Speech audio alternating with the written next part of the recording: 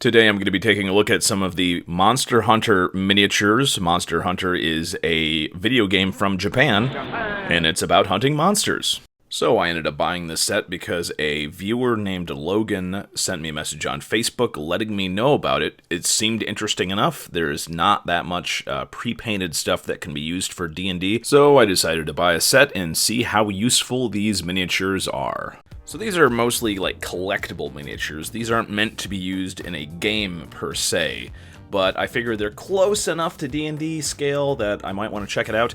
This apparently is the Kai version of a previous set, so these apparently are the most popular sculpts from a previous set, but they added translucent stuff and a couple extra little things.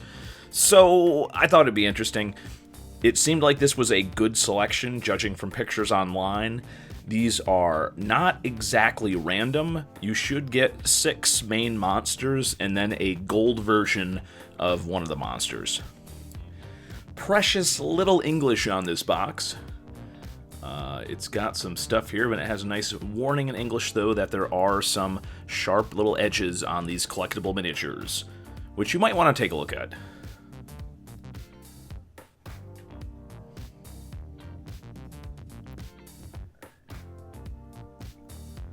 Alright, first box, and let's see what we get. So if you notice the gold part there, every one of these boxes has a little part that you put together to make the 7th miniature. And this is the head of the golden version of that monster. I'm sure there's a lot of people out there that know what these monsters are. The person who told me about this set actually also showed me a bunch of rules where they incorporated D&D 5e rules with these monsters. So you can actually kind of have the Monster Hunter monsters in a game of 5e. So you see there's a little bit of translucent material for fire breath. So, you know, this guy would make a decent wyvern, but I don't believe most wyverns have flame. But he might be a decent stand-in for a different species of perhaps a gold dragon or something like that.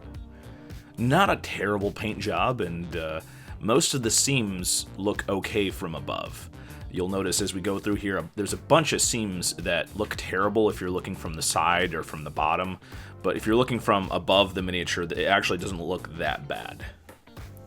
Here's a wyvern-esque monster that I've certainly seen before. I think I have something very similar to this miniature already in my collection, but it's not this one. This one has been repainted, and again, it has a little bit of translucent material in its mouth. So not too bad. You can see there the seams look terrible from the bottom, but when you look at the miniature from above, you don't notice it as much.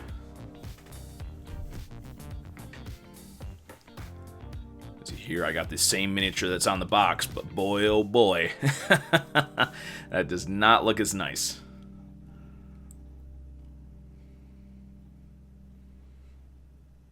But still, a pretty nice miniature, and also the material is not stiff enough where you have to worry about if you drop it, will these things break apart into many pieces? No, the material is flexible enough that these things are actually pretty durable. And this guy, with his giant rib that he's throwing at somebody, is a pretty cool monster.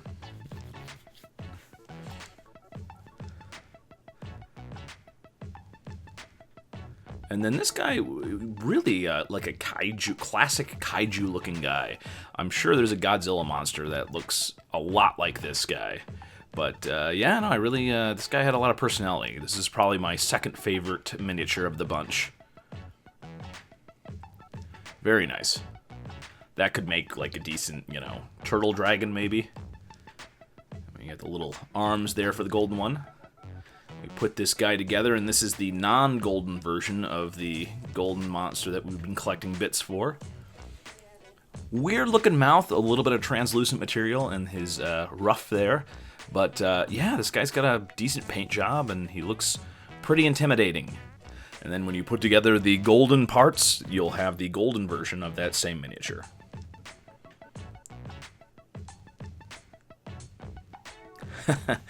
I was thinking of different uses for this, maybe some nobleman Ended up creating this giant golden statue of this monster for some reason.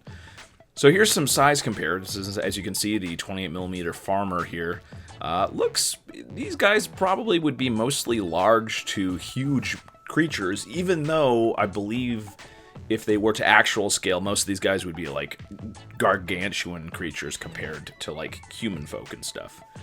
But they still are pretty intimidating.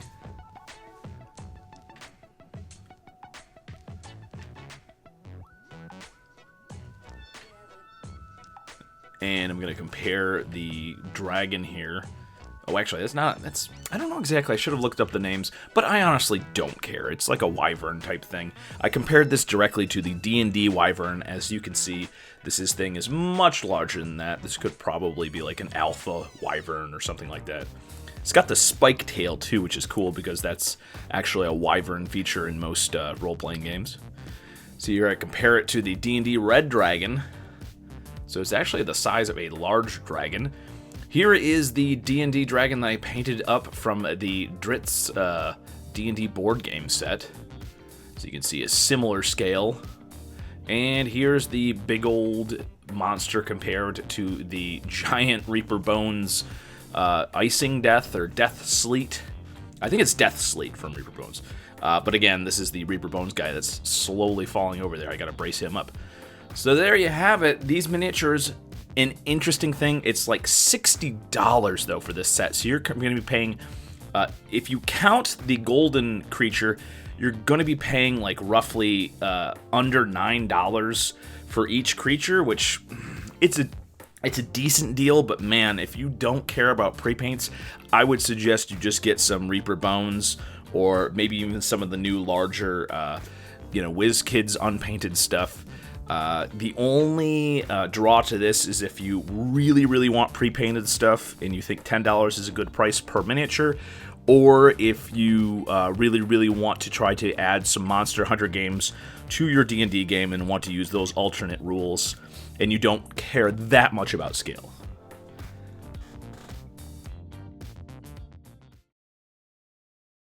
Have a great day, and as always, thank you for watching the video.